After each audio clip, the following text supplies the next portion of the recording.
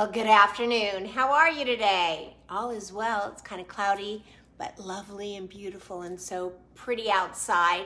Chilly, it's true, but we're rolling into the big game day and there's lots to accomplish this week to get there. But today is going to be just an easy peasy recipe about doing dairy alternatives, and those are cashew cream right here, as you can see. And then after we make the cream, we use the leftover and turn it into milk, if you can see this. And it's really very easy to make. So if you're looking for an alternative to make a sour cream out of, or to put a cream into a soup, and you are not into dairy, hey Teresa, nice to see you. Hope you had a good weekend. And you want to have a dairy replacement. Of course, you saw what we did with almond milk, which is 3 minutes or less, but cashew cream is about 30 to 45 seconds or less. So let me grab the cashews that have been soaking for the last 24 hours. And that's just the key. You have to soak both your almonds and your cashews, and don't make the mistake that I did, because when I originally started soaking them, I was not putting them in the refrigerator to soak. I was leaving them out room temperature, and that can be a mistake because they can get moldy, or, fortunately for me, it's winter, and fortunately for me, I didn't let it go for more than 24 hours. But the longer you soak them, the better it is, and I want to show you how. So let me be right back and grab the cashews. Okay, there we are. So as you can see, these are cashews that have been soaking in water overnight. Really, I put them up about 3 o'clock yesterday, covered them with water just over the very tippy top, if you can see that. There you go. And what we're going to do is we're going to do a basic mixture of 1 cup. Well, wait a minute. Let me just back up for just a minute here, because the first thing that we need to do is drain them and rinse them. So let's do that. Let me turn you this way. So I don't know how many of you have seen this fabulous dish rack right here. And I use it for all kinds of things. I'll put my vegetables and fruits on here and spray them with hydrogen peroxide and then clean them, which is great. And right now, for purposes of the camera, rather than putting this all the way down into the sink, I am going to just use it because it's actually extra cabinet space. It's made out of silicone, so you can use it as a hot pad, and it's made with wire or probably some sort of steel on the inside of it. So let's take all these cashews and dump them right here. And we're going to grab some cold water, let that get cold, and rinse these nice. Okay, just rinsing off the outer sort of filmy side of it. So, okay, here we go. Let me turn you back around here, moving everything out of the way. There's always so much stuff on this countertop. So, okay, going with a Vitamix to start with. And what we're going to do is measure out, sorry about that, that was a little rough. Hey, Roseanne, how are you? Roseanne, did you get your tomato slicer?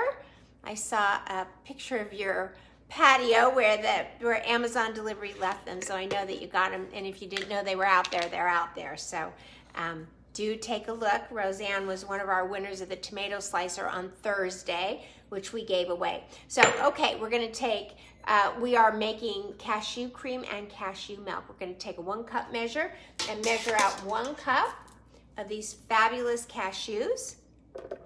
There we go. And we've got about a cup of water right here, but we're not going to use the whole cup because then it will turn it all to milk right away. We're just going to take this water and pour it in just over the top of it. There we go. Just slightly over the top. A little bit, not too much. And we're going to add a couple of cubes of ice. So hold on while I do that. There we go. There's about 4 ice cubes right into the pot, right into the Vitamix. And so the first thing that we're going to do here, Roseanne, thank you so much. You're welcome. I was sick all day yesterday, but Harry did bring it in for me, so you're the best. Well, I hope you're better. Hey, Heather, nice to have you here. So, okay, and also, can I just say to my sister, Heather is my sister, and she's here now. Heather, I ordered you 2 more Grill Rescue tops with a blade on it, so I've got to bring those to you. Okay. Yes, thank you, not thank you. I got that. All right, ready? We're going to take this just as it is. Let me turn this camera down, and let's see. Minoni Jepson is watching. Okay, very good. That was a big eye. Okay, 30 seconds.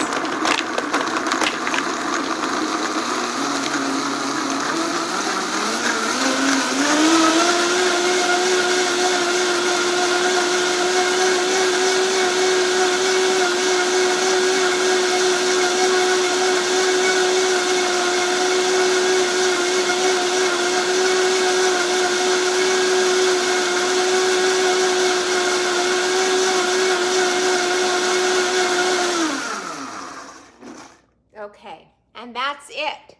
That is it completely. So cashews soaked for 24 hours. Hey, Sue, how are you? Nice to have you here. Hey, Doug Eischer, nice to have you here as well. So we're making cashew cream and cashew milk.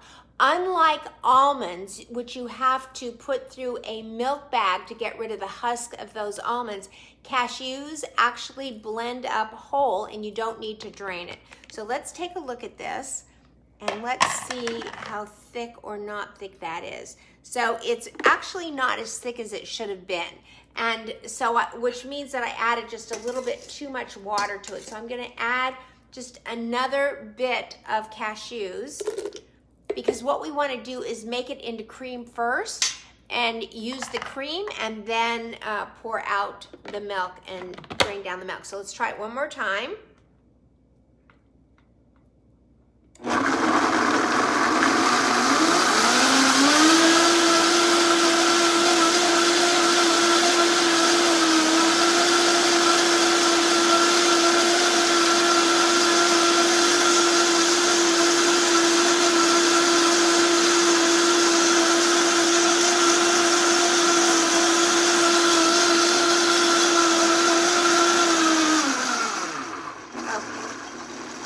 Hey, John Napoleon, thank you for being here. Nice to see you. Thanks for joining us. We're making cashew cream and cashew milk.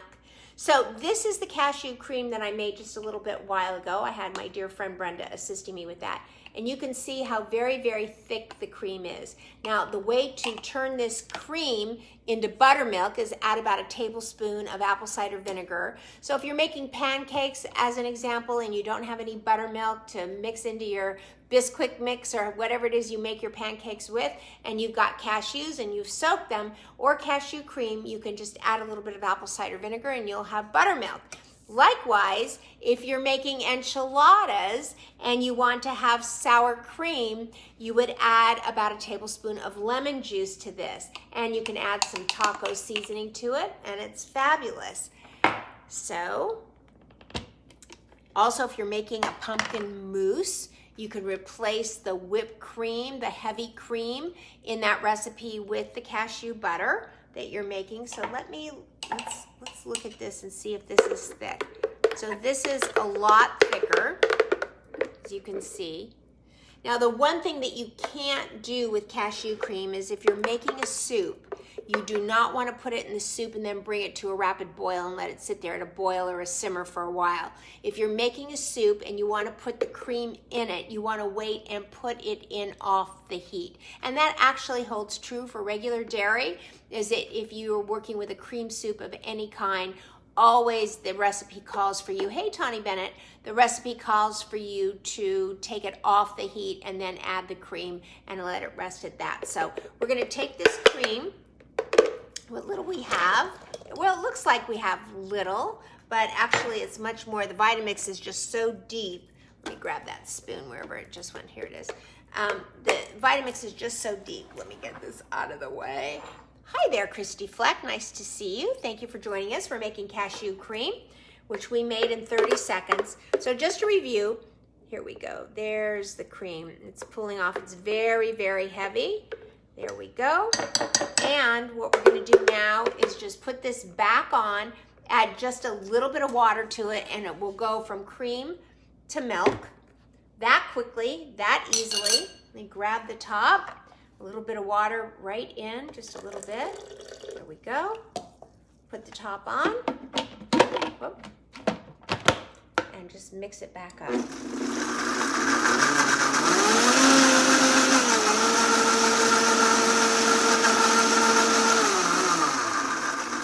Okay, let's see what we've got going on here. Okay, that is very milky, as you can see. So you're gonna wanna put less water in to make it as cream, and then we're gonna wanna add the water in order to make it as milk. So here's a little milk container that we made a little bit earlier. And I'm gonna open that up and pour the milk in here. So let me just review this recipe. There we go, very nice, very nicely done. Now in this is a little bit of vanilla in the milk, has a little bit of vanilla and a little bit of stevia. In the cream, not, because we don't know if you're gonna be adding lemon juice, if you're gonna be adding apple cider vinegar, what you might add to change the consistency for your use.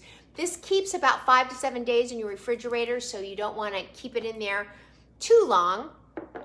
You wanna just make enough to use it up very, very quickly. So just to review, hey there everybody, thanks for saying hello. Thanks for all this attention. Thank you, Tani. Thank you, let's see, Bearsall Edenbase is here, Edenbasso, excuse me, is here. Thank you very much for being here. So let's just review the recipe. We're going to take, I don't know, maybe about 4 cups of raw cashews, and let me insert the word organic, raw organic cashews, and you're going to soak them in a bowl, in a glass bowl, covered overnight in the refrigerator. Cover them with some plastic wrap. Take them out of the refrigerator, put about a cup of the soaked, softened cashews. We'll first rinse them, as I did in the colander, then take about a cup, put it into the blender, add about a half a cup of water, and start from there. And you'll see what the consistency is like. You can always add water. You can't take it out like I did. I had to add more cashews because there was a little bit too much water in there to get it started. Then from there, you can take out the cream, as I did right here. You can see how nice and thick that is. Then I added a little more water, and I ended up with cashew milk, which we added to this. To this cashew milk, we added a little bit of vanilla, a little bit of stevia, and you have your cashew milk that you can put into your coffee. You can put that into your tea in the afternoons. You can put it in your tea in the morning. And you can use it for soups. You can use it for sour cream when you're making Mexican food. It's a great alternative. And there you have it, cashew cream. So this week we're talking about the big game. I don't know if on Facebook you're allowed to say Super Bowl, so I won't, but we are talking big games. So tomorrow I'm making a barbecue sauce because I like to match the food that I'm making for Super Bowl to the teams that are playing. So Kansas City is known for Kansas City barbecue, right? So I'm going to be making a Town Line barbecue sauce. It's a recipe that Ina Garden has from Town Line Barbecue Restaurant in East Hampton.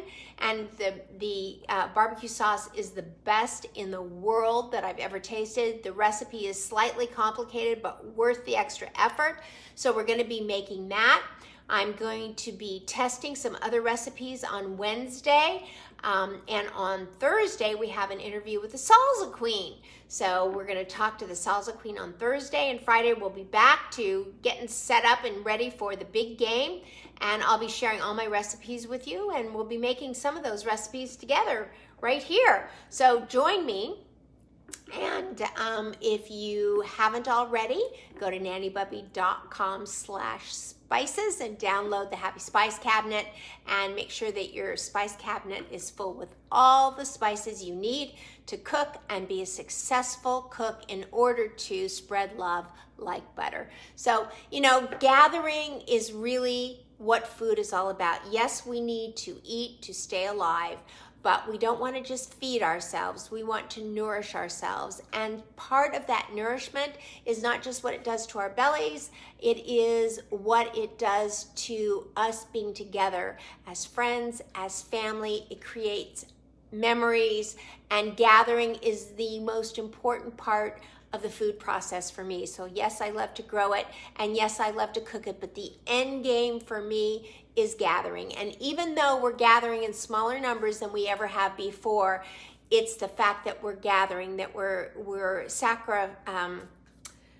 can't think of the word, that we are sanctifying the moment is what I was wanting to say, that we sanctify the moment, and that there will be smells in my kitchen on the big game day afternoon that years later my grandchildren will smell that smell and remember the gathering of the big game day of 2021. Or my children or my friends, they will smell a smell and it will bring them back to this moment. You know, it's like drinking a great bottle of wine. Hey, Sue Plattner, a great bottle of wine actually makes the moment. But the fact is if the moment is being made and it is the wine that you drink, you love that wine because forever in your life, the taste of that wine will take you back to the moment. So Nanny Bubby is about creating moments, about gathering. I want you to grow your food and start victory gardens so that you're ever so healthy. I want to help you cook. Cooking is not meant to be easy, but there can be an ease to it. And so then the end game for me is always about the gather. It's always about the gather. So, oh great, Heather, if you're coming by to say hi, then I'll give you your grill rescue tops that I just got for you. Hey, Tom Gallagher, nice that you're here as well. And let's see, Sue Rayner said, our spice cabinet is filled with all your suggestions. I'm so glad. Meaning that they were already filled with those, or you went out and got them. Just let me know, Sue. I'm not sure exactly what you meant. So for now, I just want to send my love. I want to invite you to join me to start getting ready for game day. Tomorrow is Town Line barbecue sauce. What's great about it, you can make it on a Tuesday.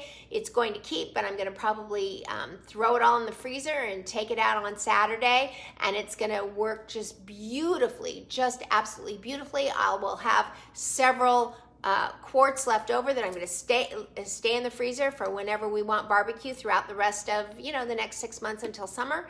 And, always think ahead and always make things in batches so that you can use them later, like we did the chicken soup last week when we joined together.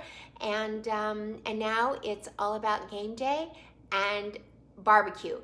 And here, let me ask you this question. So I've got the barbecue down for Kansas City, but I'm really struggling with the Tampa Bay. So I'm thinking like a seafood paella, which my sister hates seafood, so she won't eat that. But a seafood paella, because Tampa Bay is on the bay, so it's all about the seafood. But then I was also thinking about the Cuban influence of Tampa Bay, and I was thinking about having like a vegetarian tortilla soup with a lot of rich, Spanish flavors in it. So I would have the paella, which I'm sure can be considered also Cuban on some level for South Florida.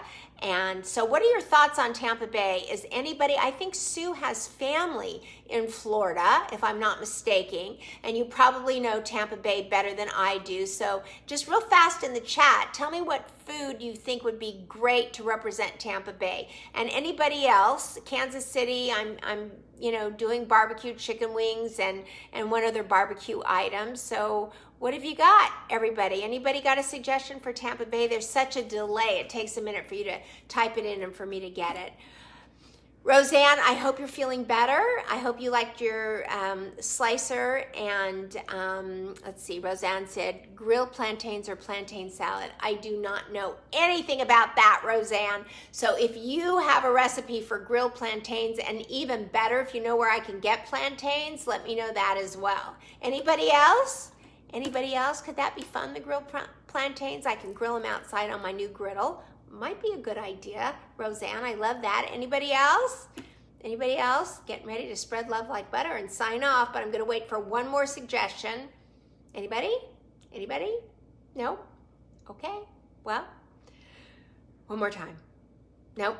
All right, everybody. Great to see you. Go out and make your cashew cream, make your cashew milk, and above all else, are you ready? Go out and spread love like butter. Thanks for joining, everybody. Bye.